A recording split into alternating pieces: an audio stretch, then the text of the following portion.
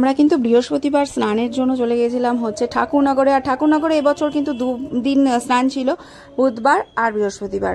বুধবার রাত থেকে কিন্তু স্নান শুরু হয়ে গেছিল, তার জন্য কিন্তু ভিড়টা অনেকটাই কম ছিল। যেরকম ভিড় থাকার কথা সেরকম ভিড়টা নেই, তবু অনেক ভিড় ছিল। তো যাই হোক, অনেক অনেক মানে ভক্তরা কিন্তু এখানে স্নান করতে এসছে।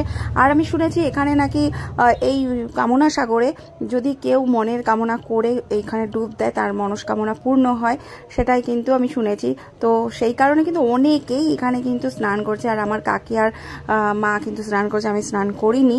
তো প্রচুর প্রচুর ভিড়। আর তোমরা কে কে এই ঠাকুরনগরে স্নান করতে গেছো বা আগেও গিয়েছো অবশ্যই কিন্তু কমেন্ট করে জানিও। আর আমি কিন্তু এই প্রথমবারই গেলাম, অনেক বছর ধরেই শুনি ঠাকুরনগরে মেলা বা স্নান, কিন্তু কখনোই যাওয়া হয় না।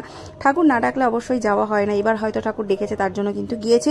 আর দেখতে পাচ্ছ আমি মানে তোমাদেরকে একটু ভিড়টা দেখাই, প্রচুর ভিড়। আর বুধবার রাতে কিন্তু ভিড়টা বেশি ছিল, সেজন্য কিন্তু 2 দিন যেহেতু স্নান ছিল তার জন্য কিন্তু আজকে ভিড়টা কম। তবুও ভিড়টা কম বললেও চলবে না, প্রচুর ভিড়। আর দলে দলে কিন্তু সব ভক্তরা এখানে আসছে, এই কামনা সাগরে ডুব দিচ্ছে দিয়ে।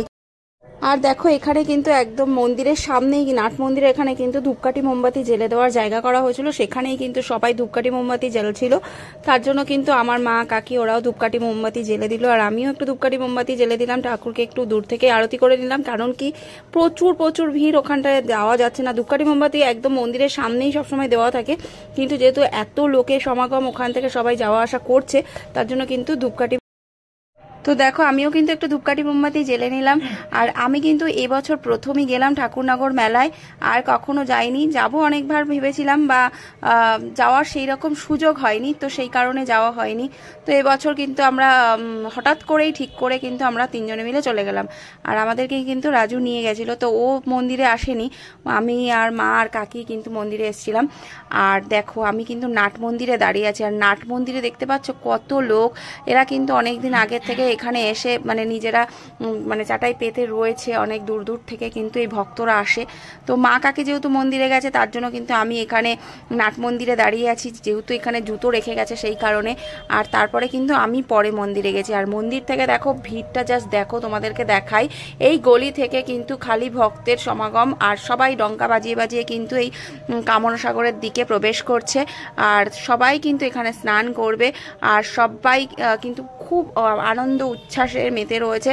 এই মানে ঠাকুরনগরবাসী তো অবশ্যই অনেকটা আনন্দ করে, তার সাথে সাথে কিন্তু অনেক দূর দূরান্ত থেকে এই ভক্তরা এখানে আসে, এসে অনেকটাই কিন্তু আনন্দ করে আর ঠাকুরের কৃপা লাভ করে। তো এই দেখো মানে এতটাই ভিড়। যারা তোমরা ঠাকুরনগরে গেছো তারা তো অবশ্যই দেখেছো, আর যারা না দেখেছো অবশ্যই কিন্তু আমার ভিডিওর মাধ্যমে তোমরা দেখে নাও। আর দেখো এখান থেকে দূর দূরান্ত দেখো সব কিন্তু এইগুলো হচ্ছে মেলার দোকানগুলো, যেগুলো কিন্তু ওপর থেকে দেখাচ্ছি, এগুলো সব মেলার ছাউনিগুলো দেখা যাচ্ছে।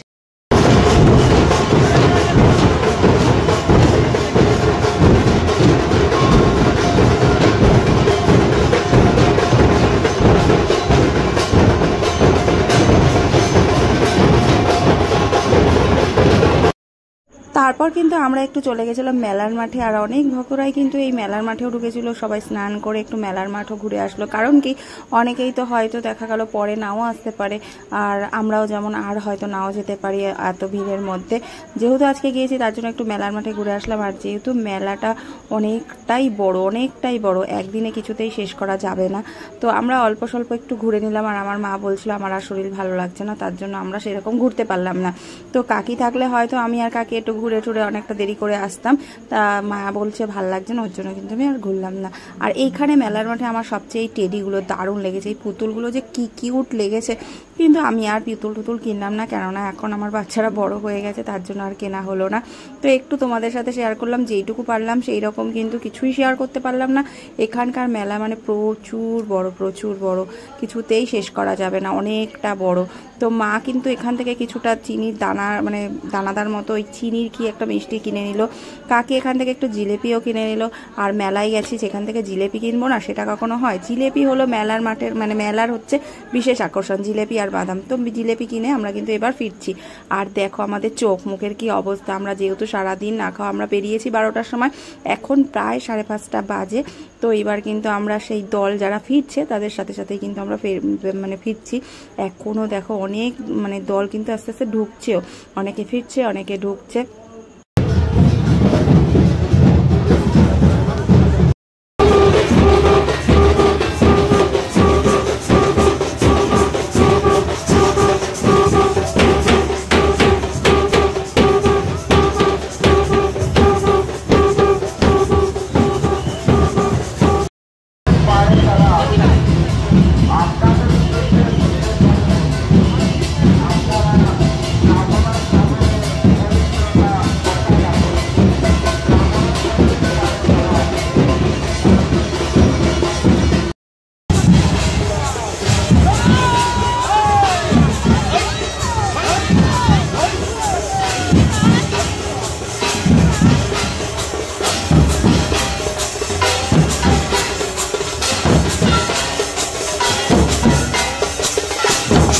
আমরা কিন্তু এবার বেরিয়ে পড়েছি, আর রাস্তায় দেখছি এক সাইডে কিন্তু দিচ্ছে খিচুড়ি।